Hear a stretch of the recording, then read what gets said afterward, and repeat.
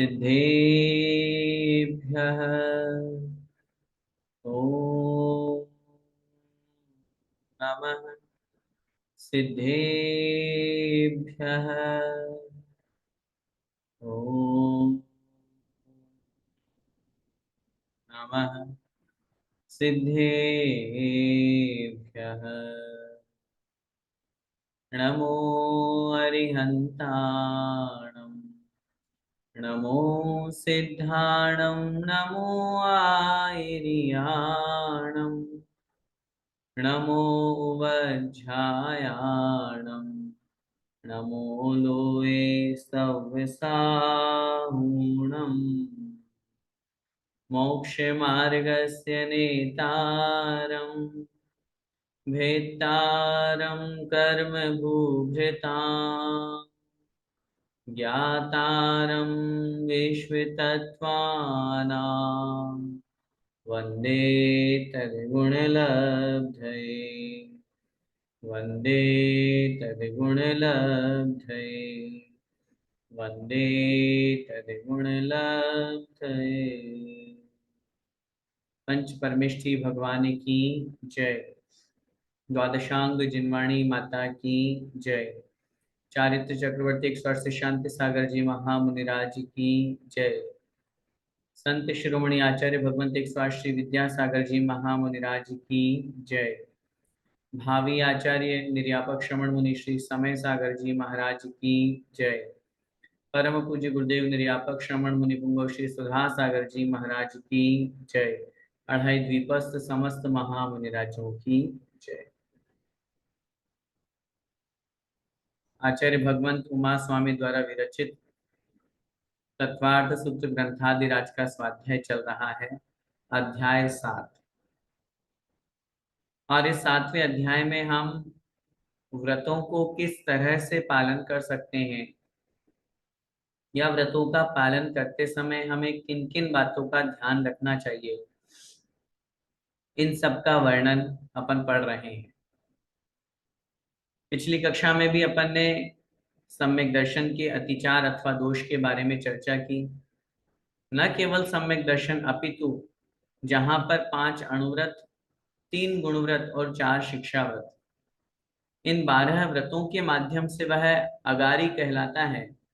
और चूंकि यह जो तत्वार्थ सूत्र में यह वर्णन जो है, इस 7वें अध्याय में हम श्रावकों के लिए वर्णन दिया गया। संवर और निर्जरा के मुख्य हेतु जो व्रत संयम हुआ करते हैं, जहाँ गुप्ती, समिति, धर्म, अनुप्रेक्षा, परिचर्या और चारित्र है, उसका वर्णन आचार्य महाराज 9वें अध्याय में करेंगे। तो ये छठा और 7वां अध्याय जो हमारे जीवन में बहुत उपयोगी है, हमारे लिए बहुत महत्वपूर्ण है। इसीलिए 7वें अध्याय में अपन पढ़ रहे हैं कैसे हमारे व्रत में दोष लग जाते हैं। अहिंसाणुव्रत में, सत्याणुव्रत में, अचौर्याणुव्रत में, ब्रह्मचर्याणुव्रत में और परिग्रह परिमाण अणुव्रत में। परिग्रह का परिमाण तो हमने कर लिया, लेकिन यदि उसकी जो मर्यादा है, उसकी जो सीमा हमने बांधी थी, अगर हमने उसका उल्लंघन कर दिया तो धन धान्य प्रमाणातिक्रम नाम का दोष लग गया, दासीदास प्रमाणातिक्रम नाम का दोष लग गया। चाहे अचौर्याणुव्रत की बात करें, हम उसका पालन कर रहे हैं, स्वयं चोरी नहीं कर रहे लेकिन दूसरों से करा रहे हैं, दूसरे को अपने चोरी करने का उपाय बता दिया, तो भी हमारे व्रत में दोष लग गया। हम ब्रह्मचर्य व्रत का पालन कर रहे हैं, अणुव्रत है हमारे, लेकिन फिर भी अगर हमारे अंदर उसके प्रति भी अत्यधिक काम वासना की इच्छा होती है तो दोष लग रहा है। शास्त्रों में आचार्यों ने लिखा है, विवाह का मूल उद्देश्य क्या है? विवाह का मूल उद्देश्य है कुल संतति की परंपरा को आगे बढ़ाना, और उस भाव के साथ में किया गया जो सहवास है, जो क्रिया है, वही वास्तव में एक ब्रह्मचर्य अनुव्रत के योग्य कही गई है। लेकिन यदि उसमें अत्यधिक काम तीव्राभिनिवेश होता है तो ब्रह्मचर्य अनुव्रत में दोष लगता है। इन सब बातों को पढ़ करके हमारे जीवन में ये भाव हमारे आना चाहिए और होना चाहिए कि मेरे भले ही व्रत नहीं है, लेकिन फिर भी ये गलतियां, ये दोष, ये अतिचार, ये कमियां मेरे अंदर नहीं हो। मैं भले ही अहिंसा व्रत मैंने नियम से नहीं लिया, लेकिन मैं किसी पशु को क्यों बांधूं? उसको क्यों कष्ट दूं, उसको क्यों मारूं, उसके ऊपर भार से ज्यादा, जितनी उसकी शक्ति नहीं है उससे ज्यादा भार क्यों ला दूं। ये हमारे जीवन को बहुत अच्छे बनाने वाले सूत्र हैं। दिग्व्रत और देशव्रत में कल अपन ने समझा, जीवन पर्यंत के लिए मर्यादा ली थी, अब उसमें मर्यादा में आप भूल गए, मर्यादा ही भूल गए कितनी ली थी। अथवा एक स्थान को छोड़ करके दूसरे स्थान की मर्यादा अपन ने बढ़ा ली तो दोष लग गया। देश व्रत में कैसे अतिचार लगते हैं, आप स्वयं तो बैठे हुए हैं मर्यादित क्षेत्र में, जो संकल्प लिया हुआ वहां बैठे हुए हैं, अब बाहर के काम कराने हैं तो आपने किसी और को भेज दिया, बाहर से कुछ मंगाना है तो आपने मंगा लिया, तो फिर मर्यादा में रहने का मतलब ही क्या हुआ। फिर तो आप कहोगे जरूरत ही नहीं है, आजकल तो ऐसा सिस्टम हो गया ऑनलाइन, कहीं बाजार में जाने की जरूरत ही नहीं है, ऑनलाइन शॉपिंग कर लो।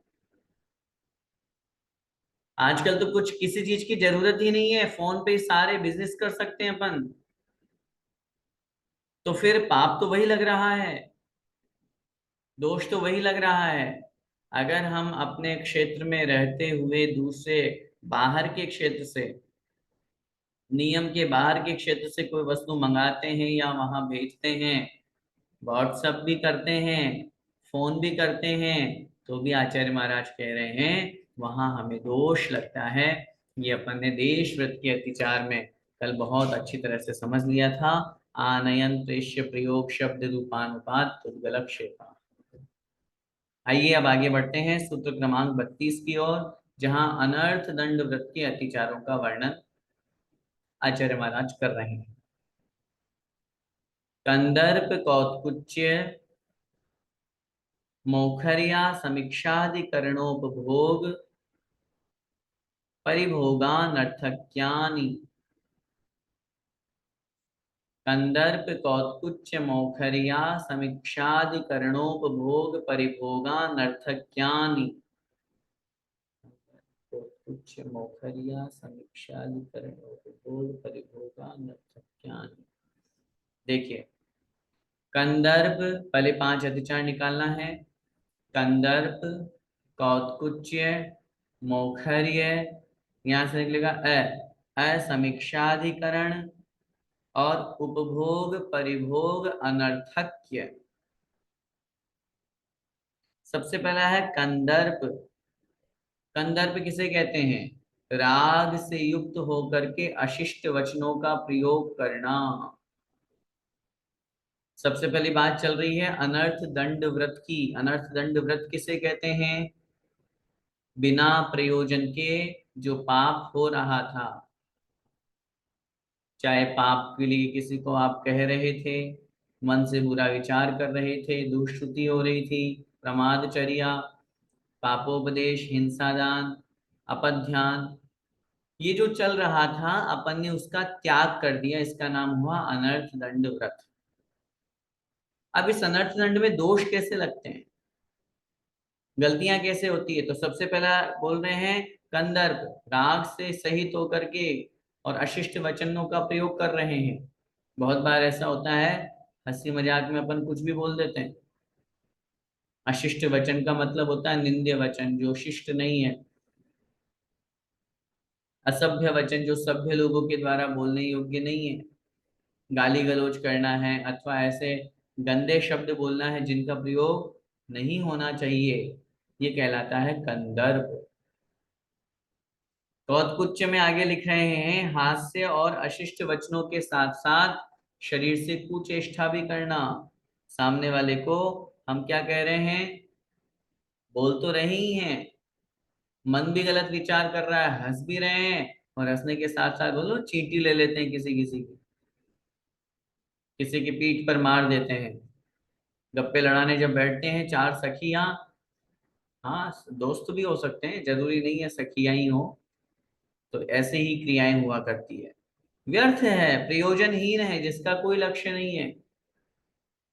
आधा घंटा, पौन घंटा, 1 घंटा ऐसे ही टाइम वेस्ट कर दिया, सार क्या निकला, कुछ नहीं, टाइम पास करना था। यही कहलाता है अनर्थ दंड। व्रत में इस तरह से दोष लगता है। तीसरे नंबर पे है मौखर्य। मौखर्य का मतलब होता है दुष्टता पूर्वक व्यर्थ में ही बकवास करना। दूसरों के झगड़ों में पड़ना, दो लड़ रहे हैं और आपने जाकर के तीसरे में अच्छा किसका क्या है? राजस्थानी में कहावत है ना, लाडा की बुआ बन जाते हैं जबरदस्ती में ही, जिसका कोई लेना देना ही नहीं, जिसका कोई संबंध ही नहीं है, वो दोनों आपस। हाँ, अगर आप उनको चुप कराने जा रहे हो, आप उन्हें शांत करने जा रहे हो, तो ठीक है, कोई बात नहीं, झगड़ा शांत करो। आप तो और झगड़ा करवा रहे हो, व्यर्थ की बकवास हो रही है, ये कहलाता है मौखर्य। चौथे नंबर पे है असमीक्षाधिकरण। असमीक्षाधिकरण का मतलब होता है व्यर्थ में ही मन वचन काय की दुष्ट प्रवृत्ति होना। बैठे बैठे हम सोच रहे हैं ये टीम हार जाए, ये टीम जीत जाए। अच्छा, जिसकी जीत की दुआ कर रहे हो वो पैसे देती है आपको? चलो, भारत देश के लिए कभी जुनून चढ़े तो वहां तो देशभक्ति कहलाएगी। अभी तो आईपीएल चल रहा है, वही भारत देश के सभी वीर सपूत सब बटे हुए हैं सब टीमों में, और सब पैसों के लिए खेल रहे हैं। पिक्चर देख रहे हैं, मूवी देख रहे हैं, और हमारी मेंटेलिटी हमेशा शुरू से बनी हुई, हम हीरो की साइड है। हम तो बेचारे विलेन ने कोई पाप किया है? विलेन मारने के भी पैसे ले रहा है और पिटने के भी पैसे ले रहा है, और अपन बैठ करके फालतू में दोनों में से एक के प्रति हमारा द्वेष भाव हो गया, एक के प्रति राग भाव हो गया। ऐसे ही वचनों की व्यर्थ की प्रवृत्ति, फालतू में बोलना, फालतू में गाली गलौज करना, ऐसे काय की प्रवृत्ति, घूमना फिरना, घास आदि पे चलना, ये सब, ये कहलाता है असमीक्षाधिकरण। और पांचवा दोष कहलाता है उपभोग परिभोग अनर्थक्य। अर्थक्य का मतलब होता है प्रयोजन भूत, आवश्यकता से सहित। और अनर्थक्य का मतलब जो आवश्यकता से रहित है, मतलब आवश्यकता से भी ऊपर निकल गए, जरूरत ही नहीं है फिर भी। क्या चीज? उपभोग और परिभोग की सामग्री रखना। जो वस्तु एक बार यूज में आए वह उपभोग कहलाती है, और जो बार बार यूज में आए वह परिभोग कहलाती है। ऐसे भोजन पान आदि, वस्त्र आदि, मकान वाहन आदि, इन सब का क्या करना? व्यर्थ में ही आवश्यकता से अधिक संग्रह करना, ये कहलाता है उपभोग परिभोग अनर्थक। सोचिए जरा, विचार कीजिए, जितनी हमारी आवश्यकता है उतना तो हमारी गृहस्थी में हमको रखना है, लेकिन उसके अलावा व्यर्थ ही हम रखे हुए हैं। घर में जितने सदस्य हैं उतनी गाड़ियां, फिर भी दो एक्स्ट्रा रखी हुई है। मोबाइल फोन का तो आजकल कहना ही क्या, नया लॉन्च हुआ तुरंत मुझे मेरी पॉकेट में आना चाहिए, चाहे 2 महीने पहले नया लिया था। ये सब क्या कहलाते हैं? उपभोग परिभोग अनर्थक। ये अनर्थ दंड व्रत के अतिचार हैं। अनर्थ दंड व्रत में अपन ने यही संकल्प लिया था, व्यर्थ में किसी भी कार्य को, जिससे आत्मा का कोई प्रयोजन सिद्ध नहीं हो रहा है, ऐसे किसी भी कार्य को मुझे नहीं करना। और यहाँ वही हो रहा है, इसका मतलब उस व्रत में दोष लगता है। इस तरह 3 गुण व्रतों के अतिचार अपन ने पढ़े। अब 4 शिक्षा व्रत के अतिचार अपन देखते हैं। इसमें सबसे पहला है सामायिक शिक्षा व्रत। सामयिक शिक्षा व्रत किसे कहते हैं? ये अपन ने पहले पढ़ा। जहां पर एक निश्चित स्थान पर बैठ करके कम से कम 2 घड़ी आत्मचिंतन किया जाता है, उसका नाम है सामायिक। अब उसमें कैसे दोष लगते हैं, आइए देखिए।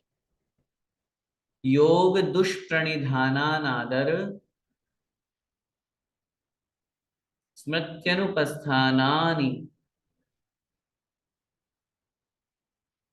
योग दुष्प्रणिधानानादर स्मृत्यनुपस्थानानि।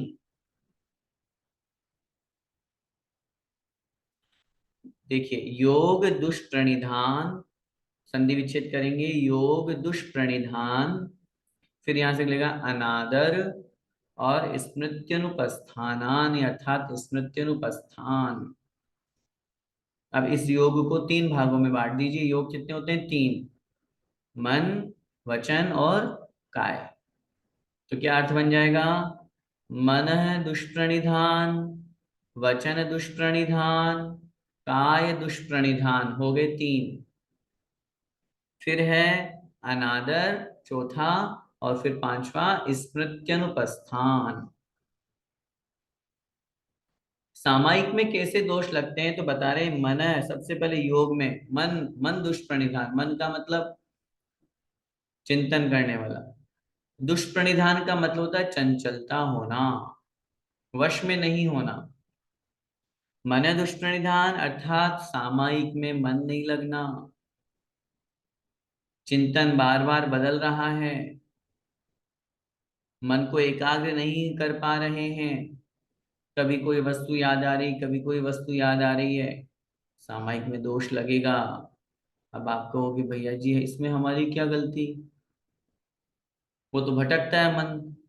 अच्छा, मन भटकता है, मन किसका है? पड़ोसी का। मन हमारा है, हमारे ऊपर कंट्रोल है, हम जैसा उसको विचार करने के लिए कहेंगे वो वैसा विचार करेगा। मन नहीं भटकता, मन के हारे हार है, मन के जीते जीत। मन पर कंट्रोल कर लीजिए। मन अगर कंट्रोल हो गया तो सब कंट्रोल है। पांचों इंद्रिय अपने आप वश में हैं। कहीं स्पर्शन इंद्रिय कहीं कोई काम नहीं करेगी, रसना ध्यान चक्षु कर्ण, मन के ऊपर सबसे पहला कंट्रोल होना चाहिए, मन वश में होना चाहिए। इसीलिए स्पष्ट कह रहे हैं मन है दुष्प्रणिधान। यदि अब सामायिक में मन नहीं लग रहा है, दोष लगेगा। ऐसे वचन दुष्प्रणिधान, सामायिक में शुद्ध नहीं बोल पा रहे हो, जल्दी जल्दी जल्दी जल्दी पढ़ रहे हो, ये वचन दुष्प्रणिधान। या फिर सामायिक में आप जो बोल रहे हैं वो आप अशुद्ध बोल रहे हैं या बहुत बार भूल गए। काय दुष्प्रणिधान, सामायिक में शरीर की चंचलता होना है, मक्खी मच्छर आ रहे हैं, परेशान हो रहे हैं और आप बार बार भगा रहे हो। 9 बार नमोकार मंत्र में ऐसा हो जाता है बहुत बार। अपन तो सामायिक तो बहुत आगे की बात है, तो ये चंचलता दोष लगता है। चौथे नंबर पे अनादर। अनादर का मतलब होता है सामायिक के प्रति उत्साह नहीं होना, सामायिक एक बोझ लगना।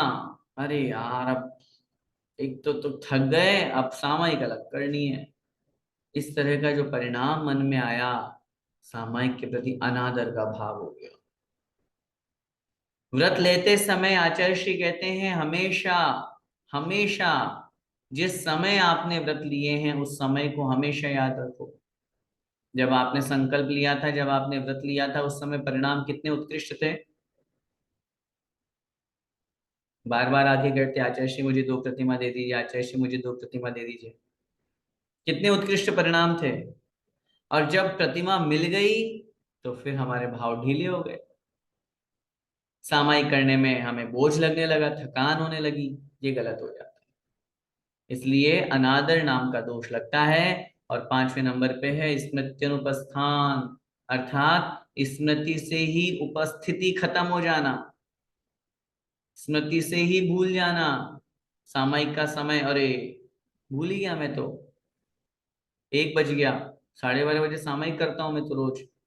कहाँ लगे थे? फोन पे लगे थे, गप्पे लगाने में लगे थे, संसार के कार्यों में लगे थे, घर गृहस्थी में लगे थे, बिजनेस में लगे थे। नहीं, सामायिक का समय भूल जाना, अथवा सामायिक में जो बोलने योग्य पाठ है, चारों दिशाओं में जो आवर्त और शिरोन्नति है, यही भूल जाना, ये कहलाता है स्मृत्यनुपस्थान। इस तरह से सामायिक में 5 अतिचार बताए गए हैं। मैं फिर निवेदन कर रहा हूं और बार बार कह रहा हूं, भले ही हमारे सामायिक का संकल्प नहीं है, जिनकी प्रतिमा नहीं है, लेकिन फिर भी हम अन्य चीजों में भी ध्यान लगा रहे हैं, पाठ पढ़ रहे हैं या नमोकार की माला फेर रहे हैं, उसमें भी ऐसे दोष लग सकते हैं। ये मत समझिएगा कि ये सूत्र सिर्फ सामायिक शिक्षा व्रत में ही अतिचार लगा रहा है, उनके लिए तो है ही। अपन माला फेर रहे हैं और माला में ये दोष लग गए तो, मन चंचल है भटक रहा है तो माला में 100 नंबर नहीं मिलेंगे, 100 में से 100। काय चंचल हो रहा है, बार बार आंख खोल के देख रहे हैं पोर की तरफ, जल्दी खत्म हो, अरे यार अभी तक तो आया ही नहीं। अब बताओ, आप माला फेर रहे हो कि फॉर्मेलिटी कर रहे हो? इस तरह से दोष लग जाते हैं, हमें उनसे बचना चाहिए। आइए दूसरे नंबर का जो शिक्षागत है, प्रोषधोपवास शिक्षागत, उसमें कैसे दोष लगते हैं वो अपन समझते हैं। अप्रत्यवेक्षित अप्रत्यवेक्षिता है, सॉरी, अप्रत्यवेक्षिता प्रमार्जितोत्सर्गादान संस्तरोपक्रमणानादर स्मृत्यनुपस्थानानि। अप्रत्यवेक्षिता प्रमार्जितोत्सर्गादान संस्तरोपक्रमणानादर स्मृत्यनुपस्थानानि। बोलिए। अप्रत्यवेक्षिता प्रमार्जितोत्सर्गादान संस्तरोपक्रमणानादर स्मृत्यनुपस्थानानि। देखिए, पहले 5 अतिचार निकालेंगे। अप्रत्यवेक्षिता प्रमार्जितोत्सर्गादान संस्तरोपक्रमण। अप्रत्यवेक्षित, अप्रमार्जित, ये 2 शब्द लगेंगे। पदच्छेद करेंगे किस किस में? सबसे पहले लगेगा उत्सर्ग। उत्सर्ग, अप्रत्यवेक्षित अप्रमार्जित उत्सर्ग, ये पहला दोष। दूसरा है अप्रत्यवेक्षित अप्रमार्जित आदान, वहां से आ निकलेगा आदान, अप्रत्यवेक्षित अप्रमार्जित आदान। तीसरे नंबर पे है संस्तरोपक्रमण, अप्रत्यवेक्षित अप्रमार्जित संस्तरोपक्रमण। और चौथे नंबर पे है अनादर, और 5वें नंबर पे है स्मृत्यनुपस्थान, स्मृति अनुपस्थान। आइए अब इनका एक एक का शब्द देखते हैं। अप्रत्यवेक्षित माने बिना देखे, और अप्रमार्जित माने बिना शोधे। बिना देखे, बिना शोधे उत्सर्ग, उत्सर्ग का मतलब होता है मलमूत्र क्षेपण करना। बिना देखे, बिना शोधे मलमूत्र क्षेपण करना। व्रति के लिए कहा गया है निर्जंतुथान विलोकितन मलमूत्र श्लेषम परिहरे। भले ही ये पंक्ति मुनि महाराज की उस प्रतिष्ठापना समिति में कही गई है पंडित दौलत राम जी ने छेड़ाला में, लेकिन जो 2 प्रतिमाधारी है या 12 व्रतों का पालन करते हैं, आचार्य श्री स्पष्ट कहते रहे, कहते थे कि प्रतिमाधारी को भी अपना मलमूत्र जो है वो ऐसे स्थान पर क्षेपण करना चाहिए जहां पर जीव हिंसा ना हो। अब फ्लश के लेट्रिन में जाएंगे तो कितने कितने कितने त्रसजीवों का घात होगा। वहां तो अनछना पानी है, वहां तो पहले से ही गंदगी है, तो कितने त्रसजीव पैदा हो रखे हैं। इसलिए कैसे दोष लगता है? अप्रत्यवेक्षित अप्रमार्जित उत्सर्ग, बिना देखे बिना शोधे ही स्थान पर मलमूत्र क्षेपण कर देना। दूसरा है अप्रत्यवेक्षित अप्रमार्जित आदान, अर्थात बिना देखे बिना शोधे वस्तु को आदान माने ग्रहण करना। कोई भी वस्तु, शास्त्र लेना है, गए और सीधा लिया है। पूजा के बर्तन हैं, शास्त्र हैं, टेबल है, चौकी है, इनको उठाया और ले लिया। क्या होगा? इसमें दोष लग रहा है। क्यों? प्रमादवश ले रहे हो ना, बिना देखे बिना सोचे। क्या पता वहां पर कोई छोटा सा जीव हो तो। बहुत बार अपन लोग देखते हैं, अपन किताब पढ़ रहे हैं, उसमें इतना छोटा सा जीव चलता हुआ दिखाई दे देता है। अब आपने अपन ने किताब ले ली, आदान माने ग्रहण कर ली, बिना देखे बिना सोचे, दोष लग गया।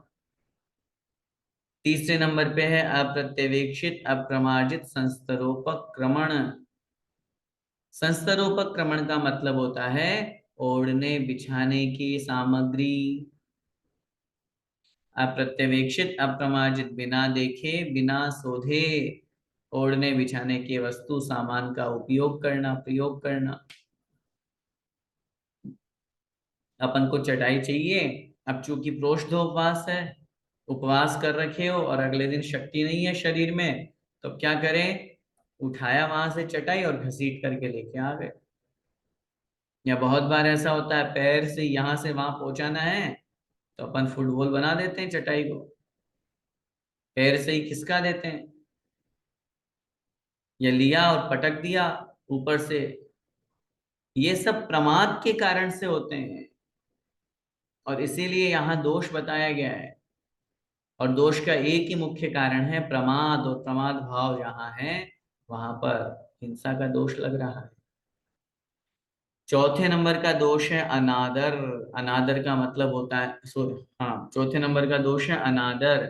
अनादर का मतलब होता है उत्साह का नहीं होना।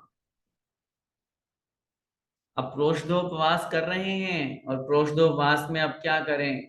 अरे अब क्या करें, अब महाराज से नियम ले लिया तो अब करना ही पड़ेगा। जिसे अपनी भाषा में कहते हैं हम रात दिन काट रहे हैं, अब क्या करें। अब आज अष्टमी हो गई तो अब करना ही पड़ेगा। और कभी कभी तो ऐसी स्थिति आ जाती है, क्योंकि अष्टमी से चौदस जल्दी आ जाती है। चौदस से अष्टमी आने में तो 9 दिन लग जाते हैं, 8 दिन पूरे और 9वें दिन। और अष्टमी से चौदस आने में 5 दिन में आ जाती है। और कभी अगर एक तिथि टूट गई, मिक्स हो गई, तब तो 4 दिन में आ गई। और ऐसा लगता है अरे अभी तो किया ही था भाई, अभी फिर आ गई। ऐसी स्थिति जहां बनती है और मन में ये भाव आ जाता है, अरे, अब जो एकाशन करते हैं उनके तो ज्यादा फर्क नहीं पड़ता, लेकिन जो उत्कृष्ट प्रोष्ठोपवास करते हैं ना, सप्तमी का एकाशन, अष्टमी का उपवास और नवमी का एकाशन, उनको पता चलता है। अब नवमी का एकाशन किया, अभी अष्टमी का उपवास था, नवमी का एकाशन किया, दशमी निकली, 11 शामिल हुई, फिर अगले दिन 13 के दिन वापस एकाशन करना है, फिर 14 का उपवास, और फिर आगे जो पूर्णिमा या अमावस्या आएगी फिर एकाशन करना है। ऐसी स्थितियां बन जाया करती है, लेकिन उसमें भी उत्साह नहीं खोना, बोझ नहीं लगना, अरे यार अब क्या करें, अब मजबूरी नहीं, मजबूरी नहीं है। नियम का पालन करना मजबूरी नहीं है, ये हम अपनी इच्छा से कर रहे हैं, कोई जबरदस्ती नहीं थोप रहा है हमारे ऊपर कि आप करो ही करो। संकल्प आपने अपनी इच्छा से लिया है कि किसी की जबरदस्ती कहने पे लिया है? इच्छा से लिया। इसलिए उत्साह होना चाहिए। अनादर का भाव, आदर नहीं करने का भाव होना ही नहीं चाहिए। और 5वें नंबर पे है स्मृत्यनुपस्थान, अर्थात स्मृति से ही निकल जाना। कैसे? बहुत बार होता है, तिथि भूल गए, अच्छा अष्टमी भी थी, ओ मैंने तो नाश्ता कर लिया। अब अष्टमी थी तो इसका मतलब आपको अपने व्रत के प्रति जागरूकता नहीं है। व्रत के प्रति जागरूकता नहीं है, इसीलिए व्रत में दोष लग गया। अथवा प्रोष्ठोपवास के व्रत में करने योग्य जो क्रियाएं हैं, पाठ आदि है, उनको भूल जाते हैं, तो वहां पर भी उसका दोष लगता है। इस तरह से कहलाता है स्मृत्यनुपस्थान। किसके दोष है ये है प्रोष्ठोपवास के। इसलिए अपने को कोई भी व्रत करें, एकाशन करें, उपवास करें, प्रमाद नहीं करना। और दूसरी बात, एकाशन उपवास अपनी शक्ति अनुसार करें। प्रसंग आए इसलिए एक निवेदन और करना चाहता हूँ। आप लोग बहुत अच्छे से कोई 5 व्रत, कोई 10 व्रत, कोई 16 व्रत, कोई 32-32 उपवास कर लेते हैं 16 कारण के। लेकिन 10 करने वाले, 16 करने वाले, या 32 करने वाले, या 5 करने वाले, या 13 3 करने वाले, एक निवेदन मेरा सुन लीजिए। अगर हम कोई संकल्प कर रहे हैं और व्रत कर रहे हैं, उसके पीछे भोजन छोड़ना मात्र उद्देश्य नहीं है। भोजन छोड़ने के साथ धर्म ध्यान करना उद्देश्य है, पाप कषाय छोड़ना उद्देश्य है। नहीं तो आप 10 कर लिए और 5वें छठे दिन से बेड पकड़ लिए। अब हालचाल पूछने वाले आ रहे हैं आपके, साता पूछने वाले, बोलने में तो यही आता है साता पूछने वाले। लगता है ऐसे है जैसे वो बीमार पड़ा है जो उसके हालचाल पूछने जा रहे हैं। अब छठे दिन से जब बेड पे आप सो लेटे हुए पूरे दिन भर, तो क्या धर्म ध्यान हुआ, क्या फल निकला उस उपवास का? दर्शन भी करके आए मंदिर से, तो बस भगवान को देख लिया और आ गए। तो भोजन अकेला छोड़ने का नाम थोड़ी उपवास है। इसलिए जो व्रत उपवास करते हैं, पूरी शक्ति लगा करके, अपनी शक्ति सामर्थ्य के अनुसार, जहां अपने आवश्यकों का पालन हम कर सकें वो कार्य करना चाहिए। नहीं तो इस तरह से दोष लग जाते हैं। आइए आगे बढ़ते हैं भोगोपभोग परिमाण अणुव्रत के। अथवा भोगोपभोग परिमाण शिक्षा व्रत के, अथवा उपभोग परिभोग, जो आचार्य महाराज का शब्द है उसको अपन लेते हैं प्रयोग में, उपभोग परिभोग परिमाण नामक शिक्षा व्रत के अतिचार। सचित्त संबंध सम्मिश्राभिशव दुःपक्वाहारा। सचित्त संबंध सम्मिश्राभिशव दुःपक्वाहारा। देखिए आहार शब्द सभी के साथ जुड़ जाएगा। सबसे पहला सचित्त आहार, दूसरा सचित्त संबंध आहार, तीसरा सचित्त सम्मिश्र आहार, चौथा अभिशव आहार, और फिर पांचवा पड़ेगा दुःपक्वाहार। जहां पर आहार संबंधी भोगोपभोग परिमाण की अपन बात कर रहे हैं, और इस भोगोपभोग परिमाण में अपने लिए स्पष्ट रूप से कथन किया गया है कि आहार से संबंधित किस प्रकार दोष लगता है, भोजन से, क्योंकि भोगोपभोग परिमाण व्रत में सबसे ज्यादा संबंध हमारा किससे जुड़ा हुआ है, भोजन से, तो इसलिए उसमें सबसे ज्यादा दोष लगता है। उपभोग परिभोग में सबसे ज्यादा दोष किसमें है, भोजन में। अब सबसे पहला है सचित्त आहार। सचित्त आहार का मतलब क्या होता है, सचित्त आहार का मतलब होता है जीव सहित आहार करना।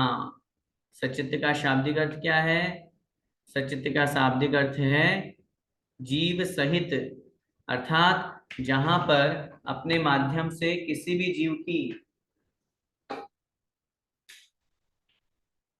हिंसा हो रही हो, अथवा जो हम भोजन कर रहे हैं उस भोजन के अंतर्गत यदि किसी भी जीव का प्रयोग वहां पर हो गया है। बहुत बार ऐसा होता है अमर्यादित जो हम आटा आदि ग्रहण कर लेते हैं, मर्यादा के बाहर का आटा यदि हम ग्रहण करते हैं तो वहां हमारे आहार में, हमारे भोजन में दोष लगता है। अथवा जो चेतन सहित, जैसे अंकुरोत्पादन वाले हैं, आपने कुछ गला दिया, चना है या फिर मूंग आदि है, उनको आपने गलाया और उनका उपयोग कर लिया, तो ये कहलाता है हमारे व्रत में, फिर वहां पर उस स्थान पर दोष लगता है। अब इसके बाद में है सचित्त संबंध आहार। संबंध का मतलब होता है उससे जुड़ा हुआ, अर्थात सचित्त वस्तु से संबंध को जो प्राप्त है उस आहार को ग्रहण करना। बहुत बार ऐसा होता है आपने आटा लिया, उसको गूंथ लिया, और अब आपने उसको गीले कपड़े से ढक दिया।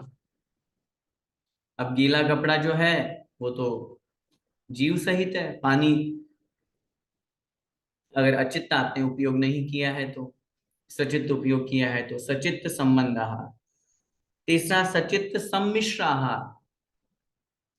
सचित्त सम्मिश्र का मतलब अब थोड़ा सा आटा बचा था पहले का, अब मर्यादा के बाहर का खत्म हो गया, मर्यादा उसकी खत्म हो गई, तो हमने क्या किया, जो नया आया आटा उसमें हमने उसको मिला दिया, मिक्स कर दिया, ये सचित्त सम्मिश्र आहार। या बहुत बार ऐसा होता है, आदरणीय बड़े पंडित जी उदाहरण देते थे, 5 किलो घी आया और उसमें एक मक्खी थी, वो मरी हुई थी, क्या करेंगे, मक्खी निकाल करके फेंक देंगे, ये कहलाया सचित्त सम्मिश्र आहार। अगर उसकी जगह पानी होगा तो हम फेंक देंगे पानी को तो, लेकिन घी को नहीं फेंकेंगे। क्यों भाई, महंगे भाव का घी है, 5-10 हजार का घी है, कैसे फेंक दें, ये ऐसे दोष लग जाता है, ये कहलाता है सचित्त सम्मिश्र आहार। फिर उसके बाद में अभिशव आहार। अभिशव आहार का मतलब होता है अत्यधिक गरिष्ठ वस्तु का आहार ग्रहण करना। अत्यधिक गरिष्ठ, इष्ट गरिष्ठ शब्द का प्रयोग किया जाता है, माल मलीदा खाना, खूब हलवा पकौड़ी खाना। राजस्थान में दाल बाटी चूरमा खूब घी डाल डाल के, मावा डाल डाल के खाते हैं, और बस वो खाने के बाद फिर सो जाओ, 2 घंटे 3 घंटे 4 घंटे पता ही नहीं चलता, विकार भाव पैदा होता है। भोगो भोग उपभोग परिभोग परिमाण व्रत में दोष लगता है अभिशव आहार के नाम का। और फिर यहाँ अंतिम है दुह पक्वाहार। दुह पक्वाहार का मतलब होता है दोबारा पका हुआ, बुरी तरह से पका हुआ, अध पका हुआ भोजन ग्रहण करना। चूंकि उपभोग परिभोग में सबसे ज्यादा हम उपभोग भोजन के आदि के माध्यम में दोष लगते हैं, अन्य में भी लग जाते हैं, उनमें जो परिमाण अपन ने किया, लेकिन विशेष रूप से आचार्य महाराज यहाँ आहार संबंधी दोष जो हमारे होते हैं उन पर हमको गाइडेंस दे रहे हैं और स्पष्ट रूप से कह रहे हैं नियम तो ले लिया हमने शुद्ध आहार करने का, लेकिन उसमें इस तरह से दोष लग जाते हैं। अब जिनके ऐसा संकल्प है कि हम सचित्त वस्तु को ग्रहण नहीं करेंगे, एक इंद्रिय जीव से सहित जो वस्तु है उसको हम ग्रहण नहीं करेंगे, तब उस स्थिति में क्या होगा? उस स्थिति में ये होगा, अगर उन्होंने वो ग्रहण कर लिया अंकुरोत्पादन वाले जो है, या सीधी सचित्त वस्तु ग्रहण कर लिए वनस्पति कायिक फल फूल आदि है उनको, तो दोष लगेगा। और जहां संकल्प नहीं है, अपन जैसे लोग कोई है व्रती नहीं है तो कोई बात नहीं, फिर भी जितना हो सके अपन को इन पापों से भी बचने का प्रयास करना चाहिए ताकि अपने भी दोष न लगे। अब इसके बाद में है चौथा शिक्षावृत्त जिसका नाम है अतिथि संविभाग शिक्षावृत्त। आइए उसमें कैसे दोष लगता है देखते हैं। सचित्त निक्षेपापिधान पर व्यपदेश मात्सर्य कालातिक्रमाः। सचित्त निक्षेपापिधान पर व्यपदेश मात्सर्य कालातिक्रमाः। वही सबसे पहले 5 दोष निकालना है। सचित्त निक्षेप, दूसरा सचित्त अपिधान, दूसरा तीसरे नंबर पे परव्यपदेश, चौथा मात्सर्य और पांचवा कालातिक्रम। सबसे पहला सचित्त निक्षेप। अतिथि हमारे घर में पधारे जैसे चतुर्विध संघ, और उनको हम शुद्ध आहार ग्रहण करा रहे हैं, आहार दे रहे हैं, और आपने क्या किया? सचित्त वस्तु पर रख करके, सचित्त निक्षेप, निक्षेप का मतलब होता है रखना, सचित्त वस्तु पर रख करके आहार दे दिया। जैसे आप साउथ में जाएंगे तो वहां कमल के पत्तों पर भोजन ग्रहण करते हैं, तो अब वो कमल का पत्ता क्या है? सचित्त है कि नहीं है? एक इंद्रिय है, वनस्पति का एक है, आपने उसके ऊपर रोटी रखी और आहार में दी, तो ये हो गया सचित्त निक्षेप नाम का दोष। ऐसे सचित्त अपिधान, अपिधान का मतलब होता है ढकना, सचित्त से अर्थात जैसे कमल के पत्ते आदि से उस भोज्य सामग्री को आपने ढक दिया, तो उसमें जो हीट के कारण से केंद्रीय जीवों की विराधना हो गई, हमारे सचित्त अपिधान नाम का दोष लग गया। तीसरा है मात्सर्य, सॉरी, पर व्यपदेश। पर व्यपदेश का मतलब होता है दूसरे दातार की वस्तु स्वयं देना अथवा अपनी वस्तु दूसरों से दिलवाना। हाँ, दोष है इसमें। अगर सामने वाला व्यक्ति उपस्थित नहीं है, मजबूरी है, अलग बात है। बहुत बार ऐसा होता है, ध्यान से सुनो, बोली ले लेते हैं, भीड़ भाड़ में ऐसा हो जाता है, बोली ले ली किसी ने, अब वो बेचारा नहीं पहुंच पाया आगे तक और आपने उस बोली का फायदा उठा लिया, आपने हाथ लगा लिया, आपने वो कार्य कर लिया जिसके लिए उसने लाखों करोड़ों रुपए दान किए थे। दूसरे दातार की वस्तु स्वयं देना। चौके में ऐसा होता है बहुत बार। क्या किया अपन ने? गए, जाकर के उनसे वो लिया, भैया देना, और आपने दे दिया। आपका क्या लगा? ओ, हम तो आहार दे के आए महाराज को। क्या दे के आए आहार? उसकी वस्तु ली और दूसरों महाराज उनको महाराज को दे दी। आपने क्या किया? आपका क्या लगा? दान किसको कहते हैं? आगे आ रहा है, अनुग्रहार्थम स्वस्यादि स्वर्गोदानम। अपनी वस्तु देने का नाम दान है। दूसरों के लिए तो फिर क्या है? मैं बार बार इसलिए तो कहता हूँ, मंदिर में गए, वहां की पूजा की थाली ली, भगवान को चढ़ाई, नमोस्तु किया, आ गए घर, पूजा करके आए, सामग्री चढ़ा के आए। किसकी सामग्री? मंदिर की सामग्री। आपने क्या दिया?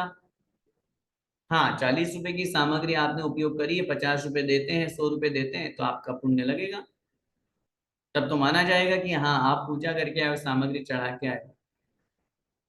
आप अगर अपना चौका नहीं है, किसी दूसरे के चौके में जा रहे हो, तो कुछ न कुछ सामग्री लेकर के जाएं, पहले से चौके में दे दें। और अगर कदाचित एंड टाइम पे पहुंचे हैं तो कोई बात नहीं, आहार पूरा होने के बाद दे दे। खाली हाथ अगर अपन जा रहे हैं तो पुण्य पूरा नहीं लगेगा। मानते हैं परिणाम अच्छे हैं, ऐसी परंपराएं चलती भी अपने यहाँ पर, अपन लोग करते भी हैं, लेकिन वास्तव में आहार दान का पूरा पुण्य कमाना है तो पूरी नवधा भक्ति होनी चाहिए। अब आपने पड़गान किया नहीं, उच्चासन किया नहीं, पूजन किया नहीं, पाद प्रक्षालन किया नहीं, नमोस्तु तो कर लिया चलो, और मन शुद्धि, वचन शुद्धि, काय शुद्धि, आहार जल शुद्ध, आपको क्या पता आहार जल शुद्ध आप थोड़ी बनाए। ये सब दोष लगते हैं। लेकिन ठीक है, फिर भी आपके परिणाम अच्छे, अपन लोगों के भी ठीक है। अब इतनी भीड़ में कहाँ हमारा नंबर आएगा, चलो एक ग्रास देने को मिल जाए। गलत काम नहीं है ये, मैं ये नहीं कह रहा कि आप गलत कर रहे हैं, लेकिन मैं कह रहा हूं सही विधि ये है। ऐसा करेंगे तो पूरा पुण्य लगेगा, मिलेगा। चौथे नंबर का दोष है मात्सर्य। मात्सर्य का मतलब होता है ईर्ष्या करना अन्य दातार से। मैं तो इतने दिन से चौका लगा रहा हूँ, मेरे यहाँ तो आचार्य आ ही नहीं रहे, इसके यहाँ 2 बार आ गए। अब ये भाव जो मन में आ गया, ये कहलाता है ईर्ष्या का परिणाम। और इसके बाद में है कालातिक्रम, अर्थात काल का उल्लंघन करना।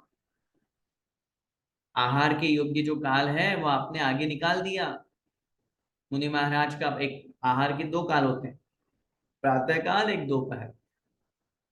प्रातः काल सूर्योदय के 3 घड़ी बाद में मुनि महाराज आहार चर्या के लिए निकल सकते हैं, और दोपहर में सामायिक के बाद रात्रि होने से 3 घड़ी पहले तक आहार कर सकते हैं।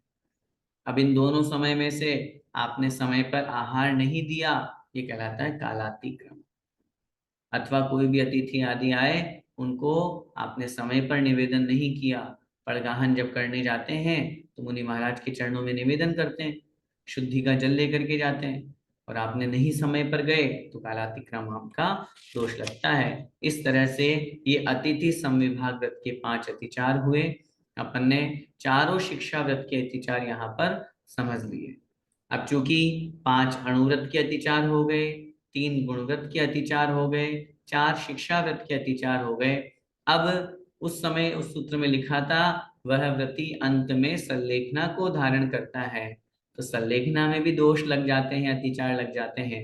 उनको ठीक करने के लिए या वो दोष न लगे, उसके लिए अगला सूत्र अपन देखते हैं। जीवित मरणाशंसा मित्रानुराग सुखानुबंध निदानानि। जीवित मरणाशंसा मित्रानुराग सुखानुबंध निदानानि। जीवित मरणाशंसा, जीवित मरण आशंसा, आशंसा शब्द दोनों में लगेगा। जीविताशंसा, मरणाशंसा। फिर है तीसरे नंबर पे मित्रानुराग, चौथे नंबर पे सुखानुबंध, और फिर निदान। जब संलेखना को धारण जीव करता है, समाधि मरण की ओर जाता है, तब उस समय बहुत बार ऐसी मन में विकल्प आ जाता है, जीविताशंसा, जीने की इच्छा होना। नहीं नहीं नहीं नहीं, मैं तो मरना नहीं चाहता, मैं तो और जीना चाहता हूं। अब आपने संकल्प ले लिया, आहार के त्याग कर दिया, चारों प्रकार के आहार का त्याग, अब कैसे जीवन बचेगा। और अगर जीने की इच्छा हो गई तो दोष लग गया। लेकिन ये भी मत समझना, आगे कह रहे मरणाशंसा, मरने की इच्छा होना, ये भी दोष लगता है। अब आप बोलोगे मरने के लिए तो मरने के लिए तो संलेखना धारण की है, नहीं। गलत सोच, गलत धारणा। मरने के लिए संलेखना धारण नहीं करी है। मरण काल उपस्थित होने पर उस मरण को समाधि मरण बनाने के लिए, उस मृत्यु को महामहोत्सव बनाने के लिए, धर्म के लिए, शरीर को छोड़ने के लिए यह संलेखना धारण की है, मरने के लिए नहीं करी। मरना कौन चाहता है? संलेखना ग्रहण करने वाला, मैं फिर कह रहा हूं, मरना नहीं चाहता। वो तो जितना हो सके और अपने व्रत नियम संयम का पालन करना चाहता है। लेकिन जब मजबूरी आ गई, अब मरण काल उपस्थित हो गया, अब कुछ नहीं हो सकता, तो संलेखना ही एक अंतिम उपाय है। लेकिन उस संलेखना के समय बहुत कष्ट हो रहा है, बहुत दुख हो रहा है, तो मन में ऐसा भाव नहीं आए अरे मैं जल्दी मर जाऊं तो ठीक रहे, नहीं। अगर ऐसा परिणाम आ गया, दोष लग गया। तीसरे नंबर पे है मित्रानुराग, अपने मित्र, सगे संबंधी, रिश्तेदार, उनके प्रति अनुराग करना, उनके प्रति राग भाव प्रकट हो जाना। अरे भाई मेरी पत्नी को तो बुला दो, अंतिम बार मिल लूं। मेरे बच्चे अभी अमेरिका से नहीं आए, फोन पे बात करा दो, वीडियो कॉलिंग करा दो। संलेखना चल रही है और परिवार, रिश्तेदार, मित्र, सगे संबंधी, उनके प्रति अनुराग हो रहा है, संलेखना में दोष लगता है। चौथे नंबर पे है सुखानुबंध, पहले के समय में जो सुखोपभोग किया था, भोगोपभोग भोगे थे, उनको स्मरण कर रहे हैं, उनकी याद आ रही है, ये कहलाता है सुखानुबंध। और पांचवें नंबर पे है निदान। निदान का मतलब होता है संलेखना ग्रहण करते समय आगामी भोगों की इच्छा करना, वांछा करना, मुझे ये मिल जाए। संलेखना करने से स्वर्ग की संपदा मिल जाती है, इंद्र का पद मिल जाता है, सांसारिक भोग वांछा, ये कहलाता है निदान। संलेखना धारण करने वाला वह श्रावक इस तरह के परिणाम नहीं करता, और यदि करता है तो दोष लगता है। इसीलिए तो अपन पाठ में पढ़ते हैं समाधि मण भावना में, जीने की हो न वांछा, मरने की हो न इच्छा, परिवार मित्र जन से मैं राग को हटाऊं, दिन रात मेरे स्वामी मैं भावना ये भाऊं, देहांत के समय में तुमको न भूल जाऊं, भोगे जो भोग पहले उनका न होवे सुमिरन, मेरा ज संपदाया पद इंद्र का न चाहूं। पूरे पांचों अतिचारों को यहाँ मैंने हिंदी में इन भावनाओं की पंक्ति में कह दिया। यही भावना हमेशा अपन को रखनी चाहिए। इस तरह से अतिचारों का वर्णन पूरा हुआ। अब अंत के दो सूत्रों में, चूंकि दान का भी श्रावक का मुख्य कर्तव्य होता है दान, उसको यहाँ पर समझा रहे हैं। आइए दान की परिभाषा को समझते हैं। अनुग्रहार्थम स्वस्याति सर्गो दानम, अनुग्रहार्थम स्वस्याति सर्गो दानम। अनुग्रहार्थम अर्थात स्व और पर के कल्याण के लिए, जिस कार्य को करने से अपना भी कल्याण हो और पर माने दूसरों का भी कल्याण हो। स्वस्य अति सर्ग है, स्वस्य, स्व माने धन का, धन संपत्ति का, किसी भी चीज का, अपनी वस्तु का, अति सर्ग माने त्याग करना, दानम अर्थात दान कहलाता है। स्व और पर के कल्याण के लिए धन आदि का त्याग करना दान कहलाता है। बहुत सीधी सी बात है। दान का मुख्य उद्देश्य क्या है? दान का मुख्य उद्देश्य है जिससे अपना भी कल्याण हो और सामने वाले का भी कल्याण हो। हमने मुनि महाराज को आहार दान दिया, हमारा क्या कल्याण हुआ? अरे हमारा सातिशय पुण्य का बंध हुआ। वैयावृत्ति की हमने मुनिराज की, आहार दान दिया हमने, कर्मों की निर्जरा हुई। मुनिराज का क्या कल्याण हुआ? उनको आहार प्राप्त हुआ, उस निमित्त से वो सामायिक करेंगे, प्रतिक्रमण करेंगे, साधना करेंगे। आहार नहीं होगा तो विकल्प होगा। ऐसे ही हर चीज में लगाइए। अगर अपन ने कोई वसतिका बनवाई, मुनि महाराज के लिए संतशाला का निर्माण करवाया, भावना की मुनि महाराज यहाँ रह करके साधना करे, हमें तो पुण्य लगेगा क्योंकि हमारे वस्तु का सदुपयोग हुआ है, धन का सदुपयोग हुआ है, दान का फल हमको प्राप्त होगा। लेकिन मुनिराज वहां बैठ करके साधना करेंगे, उनको योग्य क्षेत्र मिला, उनका भी कल्याण होगा हर चीज में। ये तो केवल चतुर्विध संघ की बात हुई। सामान्य व्यक्ति को अगर अपन किसी गरीब को हेल्प कर रहे हैं, उसका भी कल्याण, अपना भी कल्याण, अपना कल्याण दान का फल, उसका कल्याण उसको वस्तु मिल गई, उससे वो पढ़ाई करेगा, उससे वो अपना पेट भरेगा। इसका नाम दानम अर्थात दान है। अपने यहाँ कहा भी गया है, दान चार प्रकार, चार संग को दीजिए, इस तरह से। अब उस दान में और विशेषता क्या होती है? क्या सब दान एक बराबर होते हैं? तो लिख रहे हैं नहीं। एक अंतिम सूत्र में देखते हैं, विधि द्रव्य दात्री पात्र विशेषात तद विशेष है। विधि द्रव्य दात्री पात्र विशेषा तद विशेष है। विधि द्रव्य दात्री माने दाता, पात्र माने पात्र लेने वाला, विशेषात माने विशेष से, तद विशेष है, तद माने उस दान में, विशेष माने अंतर हुआ करता है। विशेष शब्द सभी में जुड़ जाएगा। विधि विशेष, द्रव्य विशेष, दात्री विशेष और पात्र विशेष से तद विशेष है, उस दान में अंतर होता है। विधि विशेष, विधि का मतलब जैसे नवधा भक्ति, मुनि महाराज को अगर आप जिस विधि से आहार देंगे, आरिका माता जी की विधि दूसरी होती है, क्षुल्लक जी अलग जी की दूसरी होती है, तो विधि में अंतर आ जाने से दान में अंतर आएगा।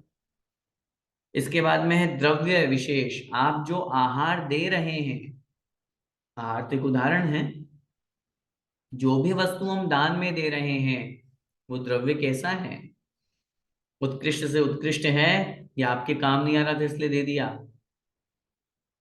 नई वस्तु प्रदान कर रहे हैं किसी गरीब को, या फिर आपके फटा हुआ स्वेटर दे रहे हो, द्रव्य में अंतर आएगा। द्रव्य में अंतर आने से आपके दान के फल में भी अंतर आ जाएगा। मुनिराज को जो आप भोजन आहार दे रहे हैं वो वस्तु कैसी है, वो द्रव्य विशेष। दात्र विशेष, दाता के 7 गुण कहे गए हैं, क्षमा तुष्टि पुष्टि आदि। दाता कैसा है, देने वाला। मैंने बताया था ना, सब एक साथ जैसे पढ़ रहे हैं अभी, लेकिन सबके परिणाम अलग अलग है। ऐसे ही आहार देने वाले सब हैं, सब चौके वाले खड़े हैं, लेकिन क्या सबके परिणाम एक जैसे हैं, अलग अलग है।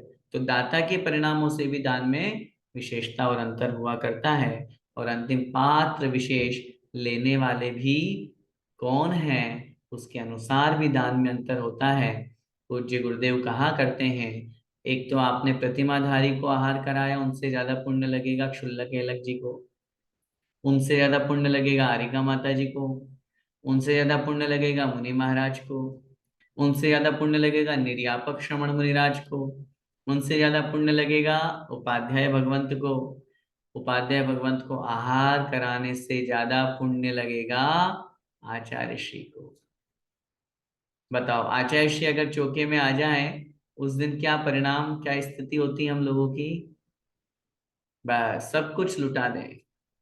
और आचार्यों ने लिखा, अगर साक्षात तीर्थंकर मुनि अवस्था में आहार करने आ जाएं तो उनको आहार देने वाला अगले 2-3 भवों में नियम से मोक्ष चला जाता है, इतना पुण्य हुआ करता है। तो इसलिए पात्र से भी दान में अंतर आता है। इस तरह से दान का भी वर्णन कंप्लीट हुआ और ये हमारा 7वां अध्याय भी संपूर्ण हुआ। 7वें अध्याय में अपन ने बहुत अच्छी तरह से व्रतों के बारे में समझा, और उन व्रतों को समझ करके जो अपने जीवन में अपनाने योग्य उन सब बातें हैं, अपन तो यही लक्ष्य और यही भावना भाते हैं, हम सभी व्रती बने, हम सबके व्रत हो जाएं, कम से कम 2 प्रतिमा, 12 व्रत तो हम सब जितने भी पढ़ रहे हैं, मैं आप लोगों के लिए भी और अपने लिए भी भावना भाता हूँ, भगवान शीघ्रातिशीघ्र हम व्रती बने, संयमी बने, देश संयमी बने, क्रमशः फिर आगे संयमी भी बनने की भावना भा रहे हैं। तो ऐसा करने से हमारे व्रत हमारे जीवन में बहुत लाभदायी होंगे। पुण्य का आश्रव तो होगा ही होगा, साथ में कर्मों की निर्जरा भी होती है, और कर्मों की निर्जरा ही आत्मा का मुख्य कल्याण का मार्ग है। अपन सब उन व्रतों को अंगीकार करें, व्रत के जो अतिचार और दोष पड़े हैं उन दोषों से अपन बचें, इसी मंगलमय भावना के साथ बोले द्वादशांग जिनवाणी माता की जय हो।